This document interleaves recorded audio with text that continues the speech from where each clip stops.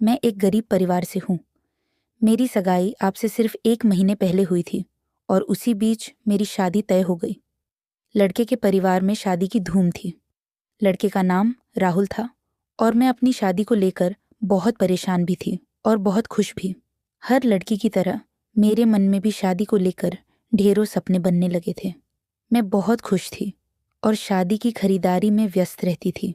मेरे माता पिता चाहते थे कि मेरी शादी धूमधाम से हो और मेरा पूरा परिवार भी मेरी शादी से बहुत खुश था।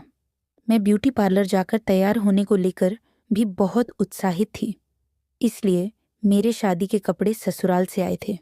मेरी शादी का लाल जोड़ा पहले ही आ चुका था। मैंने वह रंगीन लहंगा अपनी माँ के पास रखा हुआ था। खुशी खुशी मैंने माँ से पूछा, माँ ये लहंगा किसका है? आपने लाया है क्या? ये तो बहुत सुंदर लग रहा है। तब माँ ने बताया कि बेटी ये तुम्हारे ससुराल से आया है। यह सुनते ही मेरे पैर खुशी से खुद ब खुद नाचने लगे। कपड़े बहुत प्यारे थे और चूड़ियानों भी आई थीं। सब कुछ देखकर मैं बहुत खुश हो गई।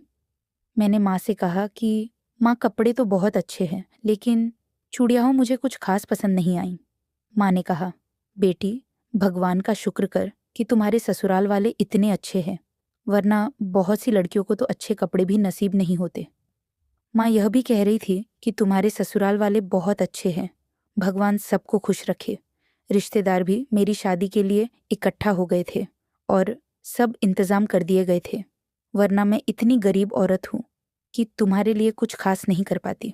माँ यह सब कहते कहते उदास हो जाती थी, क्योंकि मेरे शादी के कपड़े और गहने सब बड़ी मेहनत से इकट्ठा किए गए थे। हमारे घर में तो कई बार खाने तक की कमी हो जाती थी। फिर भी मैं एक अच्छे परिवार में शादी कर रही थी, इसीलिए मेरी माँ ने किसी तरह सारी व्यवस्थाएं पूरी की। मैं भगवान का बहुत धन्यवाद कर रही थी कि मेरी शादी अच्छे घर में हो रही है। मैं अपनी शादी में सबसे ज़्यादा सक्रिय थी।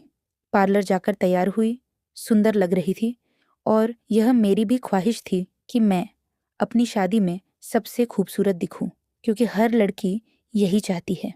आखिरकार मेरी शादी का दिन आ गया। मैं पार्लर से तैयार होकर मैरिज हॉल पहुंची। मैं बहुत सुंदर लग रही थी। मेरे ससुराल में केवल 3 ही लोग थे, मेरे पति, मेरी सास और मेरे देवर। मेरे ससुर का पहले ही देहांत हो चुका था और मेरे अपने परिवार में भी मेरे पिता का निधन तब हो गया था जब मैं 10 साल की थी। पिता के जाने के बाद हम पूरी तरह अकेले पड़ गए थे। मेरे पिता के एक दोस्त की बहन ने ही हमारा रिश्ता कहीं बताया था और एक जन्मदिन की पार्टी में मुझे देखा गया। अगले ही दिन रिश्ता लेकर वे हमारे घर आ गए।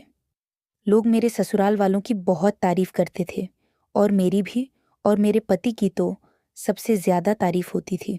लोग कहते थे कि तुम्हारा पति बहुत समझदार और पढ़ा लिखा है, वह तुम्हें हमेशा खुश रखेगा, तुम उसके घर में रानी की तरह रहोगी।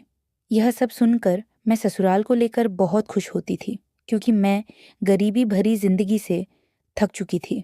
रिश्तेदार भी तभी तक साथ देते हैं जब तक पास पैसा हो। मेरे घर में सिर्फ मैं और मेरी माँ थी। जब मैं छोटी थी तभी मेरे पिता का देहांत हो गया था।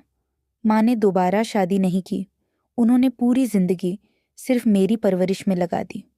माँ ने बहुत मेहनत करके मुझे पाला, दूसरों के घरों में काम किया, झाड़ू पोछा किया, तब जाकर मुझे पढ़ाया लिखाया। माँ के मायके और ससुराल वालों में से किसी ने भी मुश्किल वक्त में उनका साथ नहीं दिया। सब कुछ माँ ने अपनी मेहनत से किया। इसी वजह से माँ चाहती थी कि मैं जल्दी से जल्दी शादी करके अपने घर बस जाऊं, ताकि मेरी जिंदगी में कोई धोखा न हो और मैं इस दुनिया में अकेली न रह जाऊं। माँ हमेशा कहती थी कि बेटी की शादी हो जाए तो माँ बाप का कर्ज उतर जाता है। माँ मैं आपसे बहुत प्यार करती हूँ। आपने मेरे लिए हर वो काम किया जो शायद कोई नहीं कर पाता। आपने हर उम्मीद, हर परेशानी के बावजूद मेरे लिए सब कुछ किया। माँ और बेटी हमेशा एक दूसरे का साथ देती थी। मैंने पढ़ाई सिर्फ 10वीं कक्षा तक ही की थी। आगे पढ़ने की खास रुचि नहीं थी। अगर मन होता तो माँ और मेहनत करके मुझे और पढ़ा सकती थी, लेकिन मैंने खुद ही आगे पढ़ाई न करने का फैसला किया और माँ से कह दिया कि अब घर संभालने में उनका हाथ बटाऊंगी। कुछ दिनों तक मुझे यह फैसला बहुत बुरा भी लगता था, हाई स्कूल के बाद मैंने पढ़ाई को अलविदा कह दिया और माँ के साथ घर चलाने में लग गई। मुझे सिलाई का काम बहुत अच्छा आता था, इसलिए मैंने लोगों के कपड़े सिलने शुरू कर दिए और धीरे धीरे कमाई भी होने लगी। मेरी सिलाई बहुत सलीकेदार थी, इसलिए कम समय में ज़्यादा काम मिलने लगा। देखते ही देखते कपड़े सिलवाने के लिए लोग आने लगे, पैसे जमा होने लगे और ज़्यादा से ज़्यादा लोग मुझसे सिलाई कराने लगे। इसी तरह हमारी ज़िंदगी की हालत धीरे धीरे बेहतर होने लगी। इसी दिनचर्या में रहते रहते करीब 2 साल बीत गए। मैं 20 साल की हो गई और मेरी माँ ने मेरे रिश्ते को लेकर जल्दी करनी शुरू कर दी। वह चाहती थी कि बेटी को अच्छे घर विदा किया जाए। रिश्ते बहुत आते थे, लेकिन मेरी माँ मेरे लिए एक अच्छे और पढ़े लिखे परिवार की तलाश में थी। माँ कहती थी कि मुझे अच्छे और सभ्य घर में शादी करनी है। यह सब मेरी माँ की दुआओं और मेहनत का ही नतीजा था कि एक दिन हम सब बैठकर एक अच्छा रिश्ता तय कर पाए। मैं जब लड़के को देखने गई तो पहली नज़र में ही वह मुझे पसंद आ गया और शादी की तारीख भी तय हो गई। मेरी माँ दहेज को लेकर बहुत चिंतित थी, लेकिन मैं नहीं थी, क्योंकि मेरे ससुराल वालों ने दहेज लेने से साफ मना कर दिया था। फिर भी माँ ने अपनी थोड़ी बहुत जमा पूंजी से जो सामान जुटा था वह सब मुझे दे दिया। इस बात को लेकर हम दोनों बेफिक्र और खुश थे। दिन बहुत तेजी से बीत रहे थे और शादी का दिन नज़दीक आता जा रहा था। हमारे बुरे दिनों में तो रिश्तेदार कभी साथ नहीं आए और अच्छे दिनों में भी किसी ने हौसला बढ़ाने तक नहीं आया। इसी वजह से मेरी माँ ने न तो ज़्यादा रिश्तेदारों को बुलाया और न ही किसी को न्योता दिया। बस पड़ोस के कुछ लोगों को ही मेरी शादी में बुलाया गया। मेरे ससुराल वालों ने हमारी गरीबी देखी थी, इसीलिए मैंने माँ से मना कर दिया था कि वह ज़्यादा खर्च न करे। फिर भी माँ ने अपनी पूरी कोशिश की कि मेरी शादी अच्छे से हो और जहाँ तक हो सका धूमधाम से की।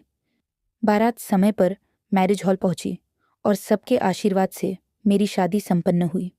मैंने अपने पति को इससे पहले सिर्फ फोटो में देखा था। वह बहुत स्मार्ट और पढ़ा लिखा लगते थे। मैं भी सजी धजी और सुंदर लग रही थी और मुझे पता था कि मेरे पति भी मुझे पहली नज़र में पसंद करेंगे। शादी की सारी रस्में पूरी होने के बाद मेहमानों ने भोजन किया और फिर विदाई की रस्म शुरू हुई। मैं माँ से लिपटकर खूब रोई। माँ ने मुझे समझाया और कहा कि ससुराल में सबको खुश रखकर रहना। आशीर्वाद लेकर और माँ को ढांढस बंधाकर मैं अपने ससुराल आ गई। घर पहुँचते ही मुझे सबसे पहले एक कमरे में बैठाया गया और फिर 2-3 रस्में निभाई गईं। कुछ रस्मों के बारे में मैं जानती थी और कुछ मेरे लिए बिल्कुल नई थी। मैं बहुत थकी हुई थी, फिर भी खुश थी और सबके बीच बैठकर सारी रस्में अच्छे से निभा रही थी, क्योंकि मैं पहले ही दिन ससुराल वालों को नाराज़ नहीं करना चाहती थी। मैं चुपचाप बैठकर सब कुछ देखती और वही करती रही जो लोग कहते गए। उसके बाद मेरी सास मुझे एक कमरे में ले गई, जो मेरे पति का कमरा था, और अब मुझे भी वहीं रहना था। कमरे में चारों ओर फूलों की सेज सजी हुई थी। सजावट बहुत सुंदर थी। मैं बहुत थक चुकी थी। सांस फूल रही थी और बिस्तर पर बैठ गई। मेरा लहंगा चारों ओर फैला हुआ था। मैं किसी फिल्म की हीरोइन जैसी लग रही थी। मेरे दिल में एक अजीब सी घबराहट हो रही थी और मैं अपने पति के आने का इंतज़ार कर रही थी। धीरे धीरे इंतज़ार लंबा होता जा रहा था। लगभग 1 घंटा बीत चुका था और अब मेरे पति कमरे में आने ही वाले थे। मुझे इस बात का बिल्कुल अंदाज़ा नहीं था कि मेरी ज़िंदगी में ऐसा भी होगा। शादी के बाद से ही यह बातें मुझे बहुत हैरान कर रही थी कि मेरे पति ने न तो मुझसे एक शब्द बात की थी और न ही मुझे ठीक से देखा था। 2-3 घंटे यूं ही बैठे बैठे बीत गए। आंखें भारी हो गईं और मैं थोड़ी देर के लिए सो गई। जब अचानक मेरी आंख खुली तो कमरे में कोई नहीं था। मैं आंखें बंद करके न जाने कितनी देर तक कुछ सोचती रही। तभी अचानक दरवाजे पर आवाज़ हुई। मैंने आंखें खोलकर कमरे में देखा तो कोई नज़र नहीं आया। यह देखकर मैं और ज़्यादा चौंक गई।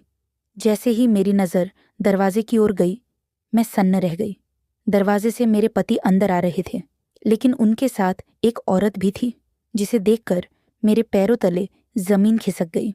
वह औरत बिल्कुल पागल सी लग रही थी। उसके हाव भाव अजीब थे। उसने पुराने और फटे हुए कपड़े पहन रखे थे। कई जगह से कपड़े फटे थे। वह बार बार अपने सिर को जोर जोर से खुजा रही थी और कमरे को इस तरह देख रही थी जैसे वह पहली बार यहाँ आई हो, जैसे उसने पहली बार सब कुछ देखा हो। पहले तो मुझे उस औरत को देखकर झटका लगा और फिर अपने पति को देखकर।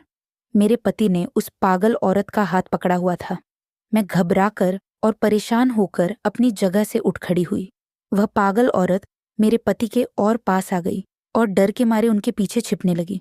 मैंने कांपती आवाज में अपने पति राहुल से पूछा कि यह कौन है और हमारे कमरे में आपके साथ क्या कर रही है। तब राहुल ने उस पागल औरत को अपने और करीब खींच लिया, मुझे उसके सामने खड़ा किया और मेरी ओर देखते हुए कहा, यह मेरी पत्नी है और अब तुम इसे अपनी तरह तैयार करो। यह सुनते ही मेरे पैरों तले जमीन खिसक गई। मेरी तो आज ही शादी हुई थी और आज ही मेरा पति मेरे सामने इस औरत को अपनी पत्नी बता रहा था। मेरी आंखों में आंसू आ गए और मैं कांपते हुए बोली कि यह क्या कह रहे हो, ये आपकी पत्नी कैसे हो सकती है? आपकी पत्नी तो मैं हूं। आज ही हम दोनों की शादी हुई है। सबके सामने मेरी मांग में सिंदूर भरा गया है। मैं गहरे सदमे में थी। मैं रोते हुए अपने पति से कह रही थी, लेकिन वह गुस्से से मुझे देख रहा था और दोहराता जा रहा था कि मैंने कहा ना, यह मेरी पत्नी है और इसे अपना मानकर ठीक से तैयार करो, नहीं तो तुम इस कमरे से चली जाओ, नहीं तो मैं तुम्हें तलाक दे दूंगा और अभी घर से निकाल दूंगा। उसकी बातें सुनकर मेरा पूरा शरीर कांप रहा था। मुझे कभी उम्मीद नहीं थी कि शादी की पहली ही रात मुझे अपने पति से ऐसे शब्द सुनने पड़ेंगे। मैंने तो हमेशा यही सुना था कि पति अपनी नई दुल्हन से प्यार से बात करता है, उससे मिलने के लिए बेचैन रहता है। लेकिन मेरे साथ तो बिल्कुल उलटा हो रहा था। वह मुझे धमकी दे रहा था कि अगर मैंने उसकी बात नहीं मानी तो वह मुझे तलाक देकर घर से निकाल देगा। अगर मैं घर से निकाल दी जाती तो न सिर्फ मेरी जिंदगी बर्बाद हो जाती, बल्कि मेरी माँ भी जीते जी मर जाती। मेरी माँ ने मजदूरी करके, दिन रात मेहनत करके मुझे पाला और मेरी शादी इस उम्मीद से की थी कि वह जिंदा रहते हुए अपनी बेटी को ससुराल में खुश देख सके। मैंने सोचा कि मेरी माँ ने जिंदगी में पहले ही बहुत दुख झेले हैं, मैं उसके दुखों में और इजाफा नहीं कर सकती। यह सोचकर मैं फूट फूट कर रो पड़ी और सिर हिलाकर उसकी बात मान ली। दिल के अंदर मैं टूट चुकी थी, लेकिन मजबूरी में उस पागल औरत को लेकर बाथरूम गई, उसके कपड़े उतारे। वही लाल लहंगा था जो मुझे मेरी शादी में ससुराल से मिला था। वही अब उस पागल औरत की किस्मत बन गया था। वह मुझसे सुंदर नहीं थी, लेकिन उस पल मुझे अपनी सुंदरता भी बोझ लग रही थी। यह कहानी कैसी लगी? सब्सक्राइब करें, लाइक करें, कमेंट करें